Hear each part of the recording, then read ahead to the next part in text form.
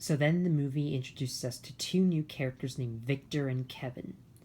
Now, in my opinion, I would say that Victor and Kevin are kind of okay characters.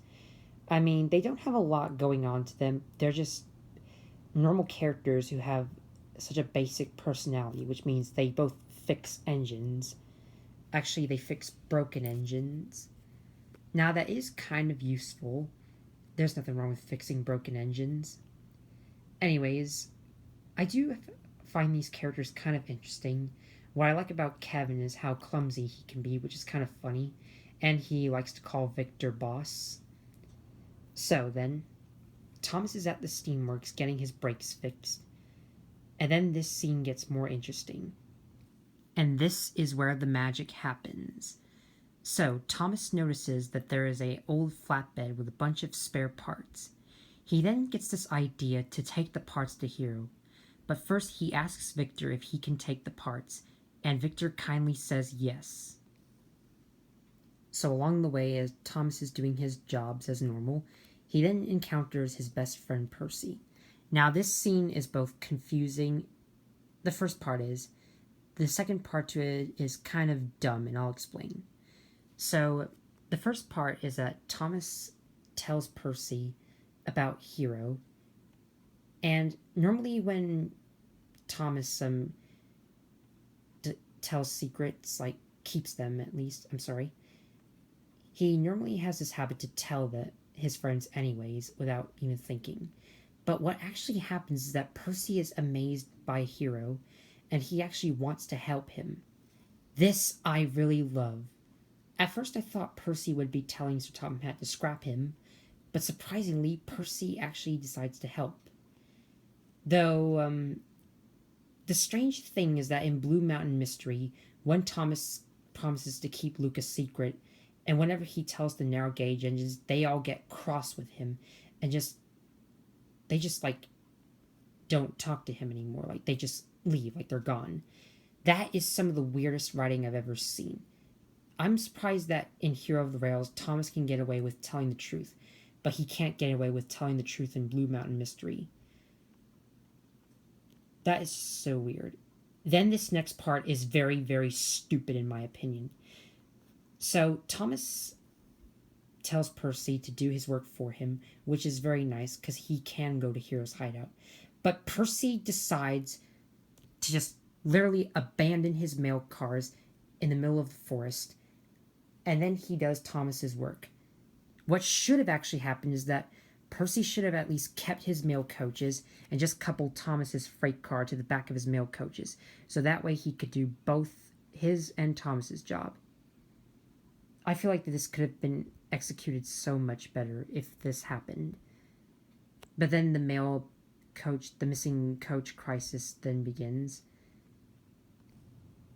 So then, after Percy hides his mail cars, Thomas is on his way to Hero's hideout, but Spencer comes along the way to spy on him.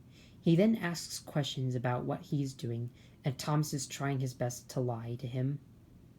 Then Spencer gets pretty concerned.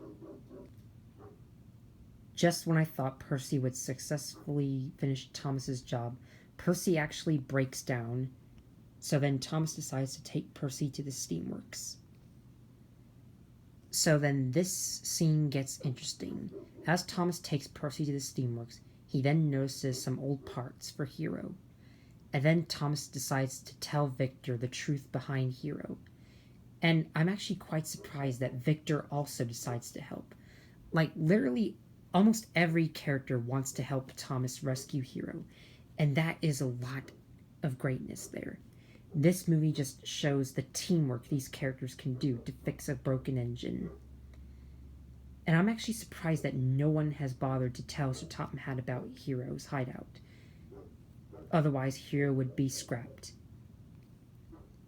At Tidmouth Sheds, Sir Topham Hatt then comes and tells Thomas about the missing mail coaches and how he complains that he hasn't been doing work.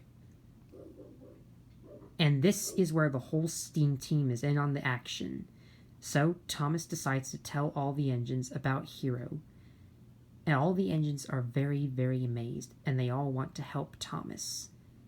This I really do love.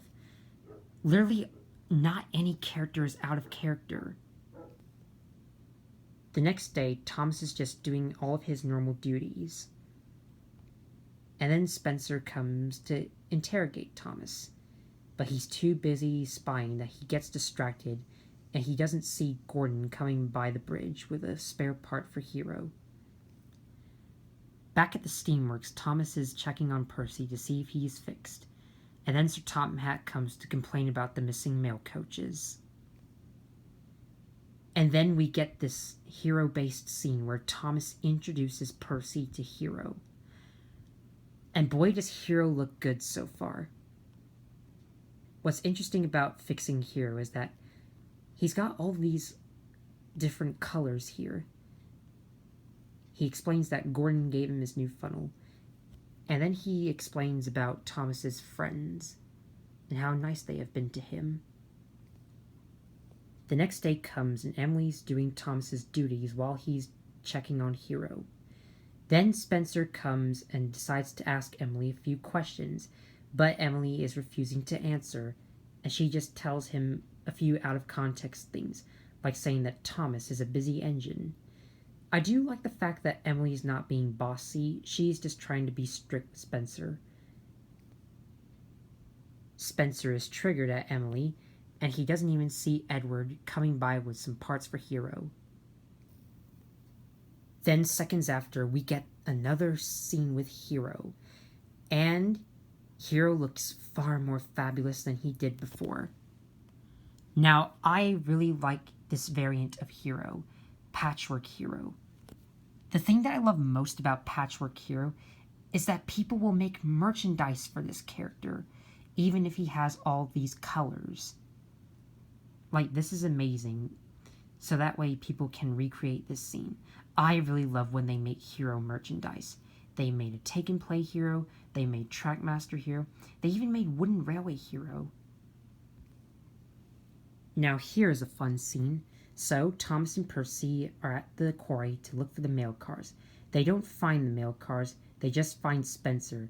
Just when Spencer is about to interrogate them, Mavis comes to the rescue, and then she lures Spencer into the slate hopper thing. Spencer goes too far back, and he gets covered in dust and stones.